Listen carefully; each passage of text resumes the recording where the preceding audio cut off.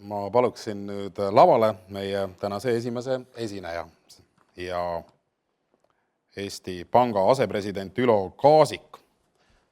Ülo vastutab siis meil Eesti Pangas rahanduspoliitika ja ka majandusuuringute eest. Seega on ta täpselt õige inimene avama tänast konverentsi sisulist paneeli teemal, mis viib majanduse kiiremale kasvule. Aitäh ja tere hommikust kõigile ka minu poolt ja kõigepealt suur tänu korraldajatele selle meeldiva kutse eest siin jälle oma mõtteid avada, vahendada teiega. Ja algselt, kui mind siia kutsuti tegelikult, siis isegi paluti rääkida, et mis takistab Eesti majanduse kasvu, aga püüan siis olla veidikene positiivsemas meeleolus ja rääkida pigem, et mis siis aitab kaasa majanduse kasvule. Ja ega tuleb tunnistada, et ega see majanduskasvu kiirendamise poole pealt on ju viimasel ajal olnud nii valitsuse juures erinevaid töögruppe kui ka muidu seda palju lahatud ja vaevalt, et nüüd mina ka midagi suurt heurekat oskan neile siin välja pakkuda.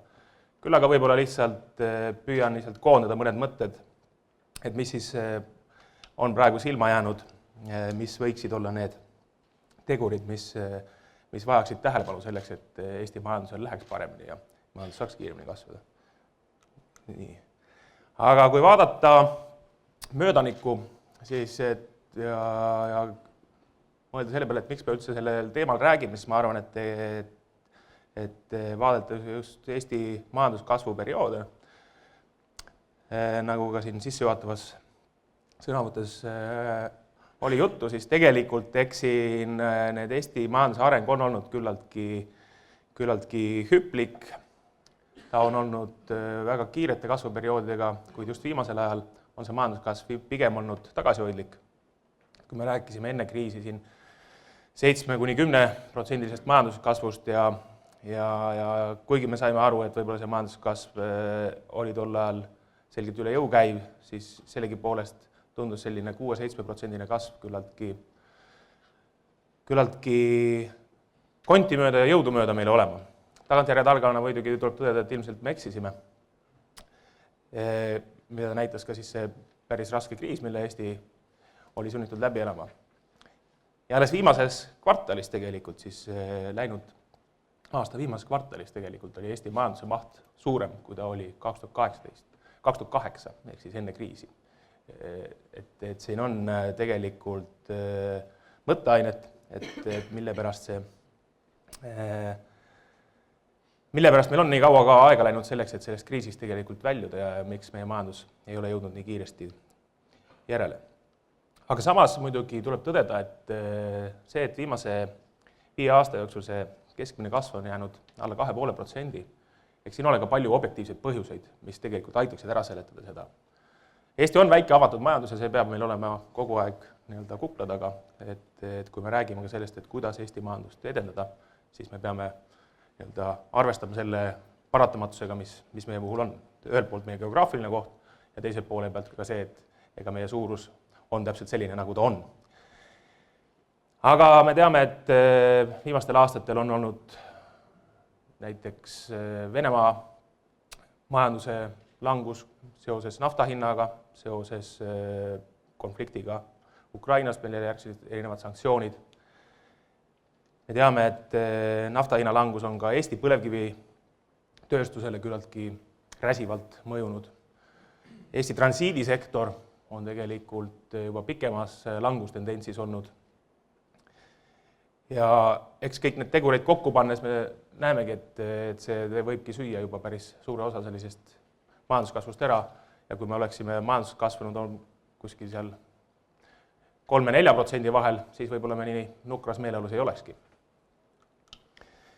Aga mis kindlasti praeguses keskkonnas kõige rohkem muret teeb, on ka siin eelpool mainitud juba, et kui me võrdleme jällegi seda kriisieelset aega ja praegust aega, et siis ja siin antud hetkel siis pildi peal siis püüame siis jooksev hindades mõõduta seda, et kuidas on erinevad komponendid majanduses kasvanud ja arenenud, siis me näeme, et hüvitised töötajatele ehk siis sisuliselt palgad on kahekordistunud, ehk siis 2 korda on keskmine palk praegu vast rohkem umbes, kui ta oli meil 2006. aasta alguses.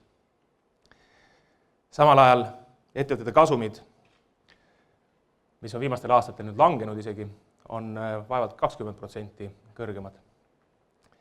Ja ka investeeringute maht on tegelikult vaid veidi kasvanud. Ehk et see viitab sellele, et kui me nüüd räägime sellest, et kuidas majandus peaks kasvama, mis need tegurid on, mis peaksid soodustama seda majanduskasvu, siis ma arvan, et see esimene võtmekoht siin on selles, et kuidas me saavutame selle olukorra, et Eesti ettevõtete kasumid hakkavad jälle kiiremini kasvama, et see tootlikkus kasvaks palkadega vähemalt sama kiiresti. Kui me seda ei suuda lähitulevikus saavutada, siis ma arvan, et Eesti majanduse kohal on veel süngemad murepilved, kui me täna oskame seda ette kujutada. Aga majanduskasvust rääkides on ka alati küsimus, et kas me räägime sellisest lühikesest perspektiivist või me räägime ka pikemast perspektiivist. Ma arvan, et lühikeses perspektiivis majanduskasvama saada, kui võlakoorem on väga väike, on suhteliselt lihtne. Et see kindlasti ei ole teab mis raketiteadus. Tuleks aga palju raha laenata ja see ära kulutada ja see majandus juba kasvabki. Aga tõsi on see, et siis, kui seda enam raha keegi meile ei laena, et siis me oleme sunnitud ilmselt siis majanduse kasvu siis tagurpidi pöörama ja sama võrra langema hakkama. Et seetõttu pigem just ka käesolevas ettekandes püüaks just analüüsida seda, et mis siis pikemas perspektiivis sellele kasvule veel lisaks kaasa aitaks. Tavapäraselt need majandusseaduses ka vaadatakse need erinevaid komponente, siis eks me räägime füüsilisest kapitalist, põhivarast, taristust, ka loodusressursid võiks sinna alla panna, teise poole pealt loomulikult inimesed, nende oskused ja kolmandaks erinev tehnoloogiline areng, ideed, kuidas me juhime seda majandust. Et need on kindlasti need 3 põhilist komponenti, millele peaks tähelepanu pöörama, kui me tahame seda majanduse kasvu kiirendada. Ja seal keskel siis on loomulikult ka see erinevad poliitikad, mis peavad siis aitama kaasa sellele, et ettevõtted suudaksid majandust kasvatada.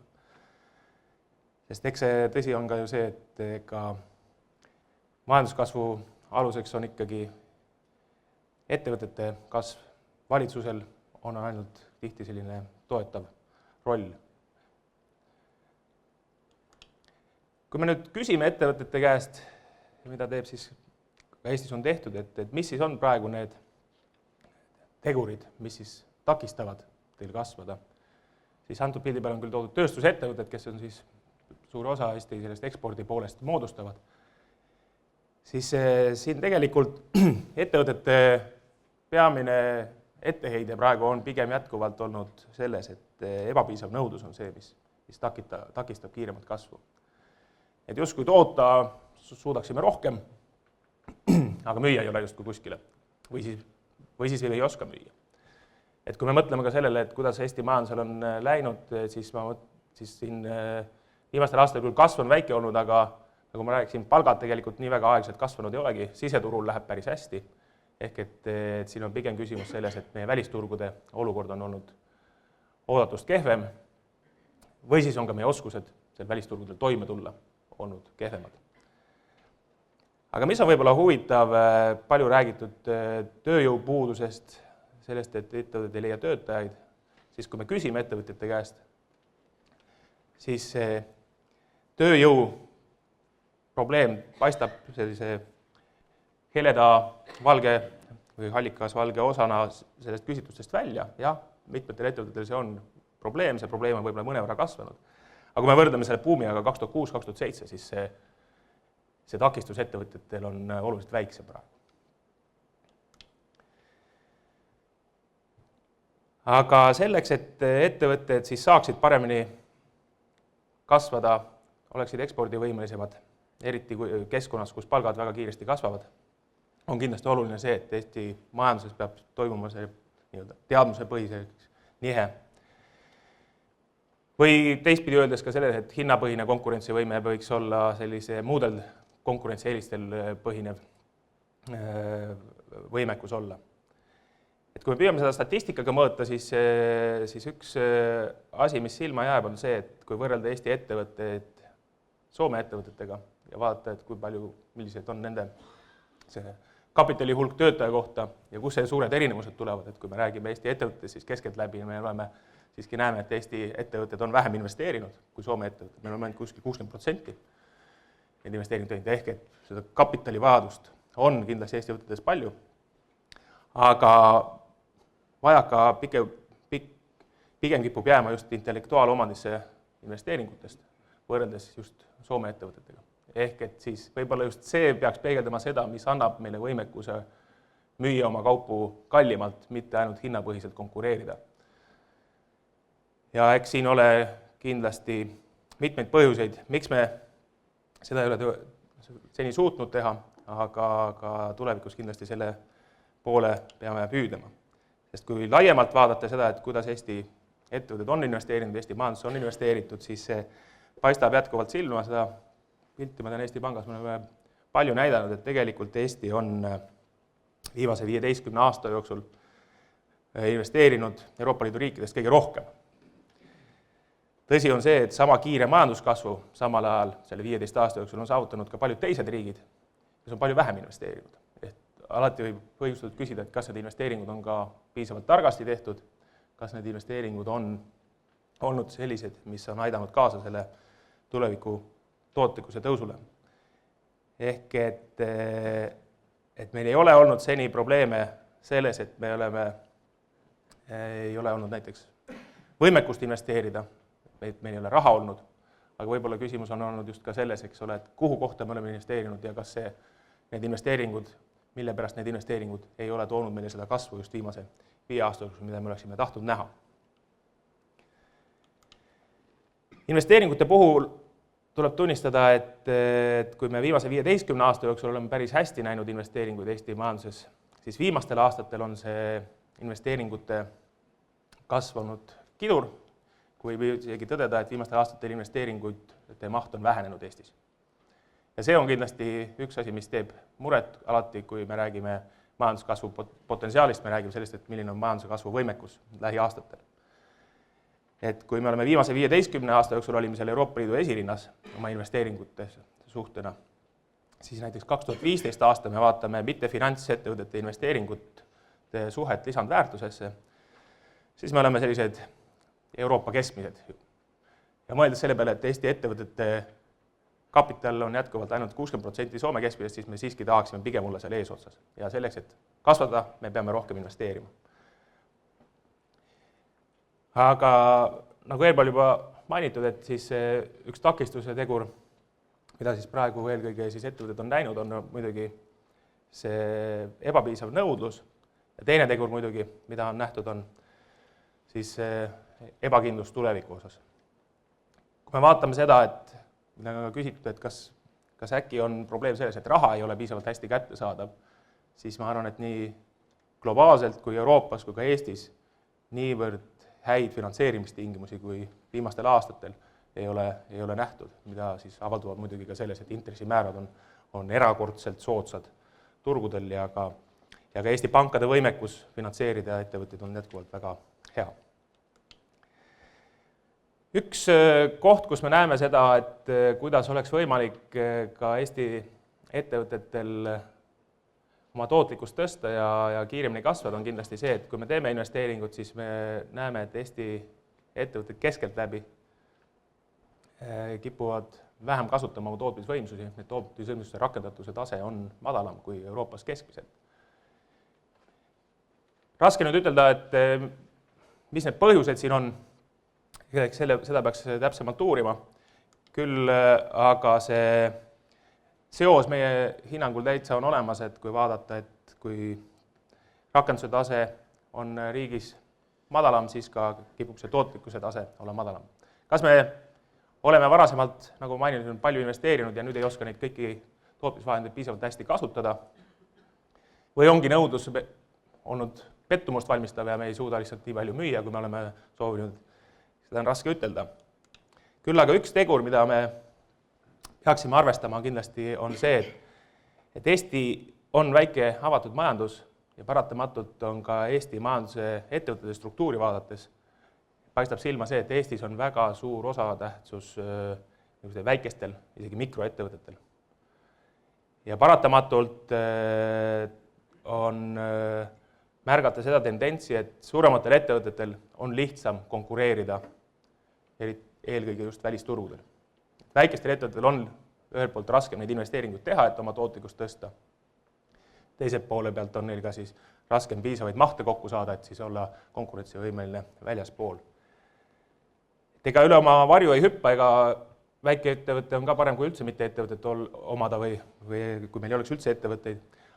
Aga kindlasti siin on ruumi sellele poole pealt, et koostööd teha, et kasvatada ka nende väikesemate ettevõtete võimekust olla tulevikus tootlikum. Juba eelpool mainitud tööjõu ja inimeste pool, siis siin tuleb nõustuda eelpool kõneldud analüütiku tõdemusega, et me näeme, või viitega, et me näeme, et lähiaastatel kindlasti tööjõupõhist majanduskasvu Eestis olema ei saa. Pigem on meil murekohaks see, et me näeme, et inimeste arv Eestis, eelkõige tööealiste inimeste arv Eestis hakkab vähenema. See tähendab seda, et meie majanduskasv saab tulla eelkõige ja peamiselt ainult tootlikkuse kasvust. Et nagu ma alguses ka mainisin, et meie tuleviku kõige suurem väljakutse kindlasti on see, et kuidas saavutada see, et Eesti tootlikkuse kasv jõuaks järele palkade kasvule.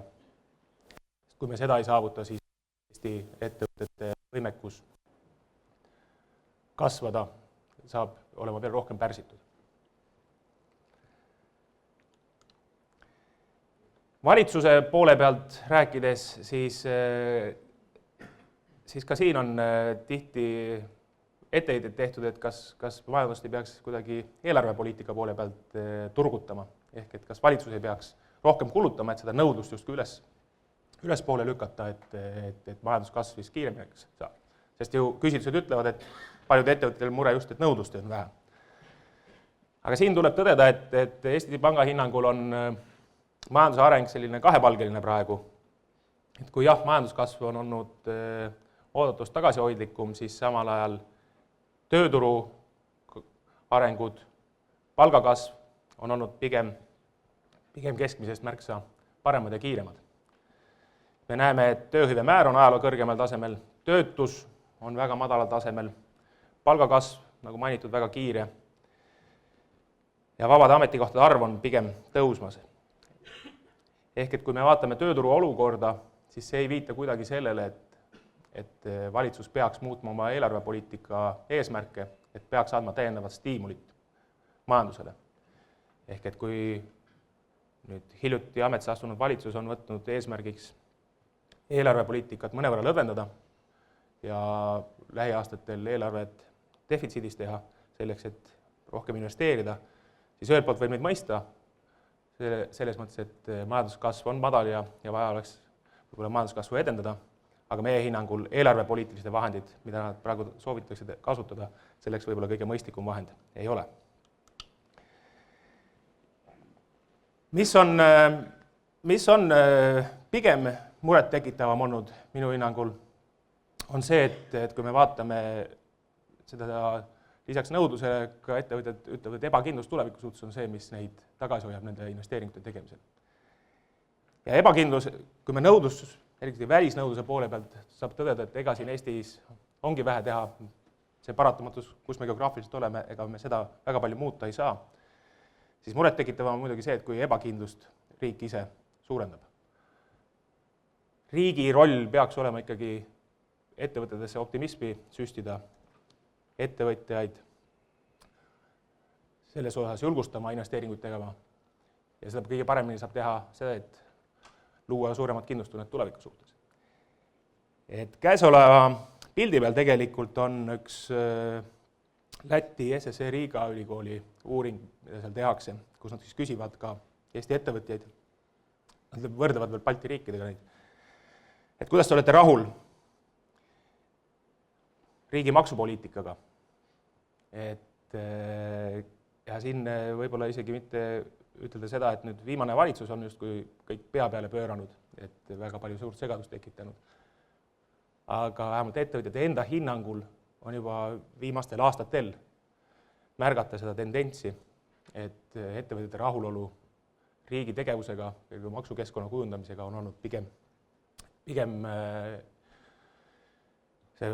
on ettevõtted rahulolematumad järjest enam. Ja see kindlasti ei loo head võimalust kasvuks, kui ettevõtjatel sära silmis ei ole. Eks riigi ülesanne kindlasti siin võiks olla see sära silmastesse tagasi tuua. Aga kui me vaatame, et milline siis see majanduskasv lähiajal olema saab, siis kui me jätkame nii, nagu me oleme seni jätkanud, siis Eesti Panga ja Rahandusministeeriumi analüütikud on siin püüdnud pikema perspektiivi kasvusid hinnata. Et kui me oleme rahulolematud praeguse 2,3% kasvuga, mis viimasel 5 aastal on olnud, siis tuleb tõdeda, et analüütikud vaatavad pikemat perspektiivi märksa pessimistlikumalt. Ehk et see 2,3% kasv oleks juba päris hea, kui me selle saavutame. Et järgmisel kümnendil on see kasv isegi heal juhul 2%, kui mitte veel madalamal tasemel. Ehk et kindlasti mõttekohta on, et kuidas seda kasvu tulevikus kiirendada ja kuidas võib-olla leida neid võimalusi meie majandusele hoogu juurde anda. Aga siinkohal ma lõpetaks, aitäh! Aitäh, Ülo!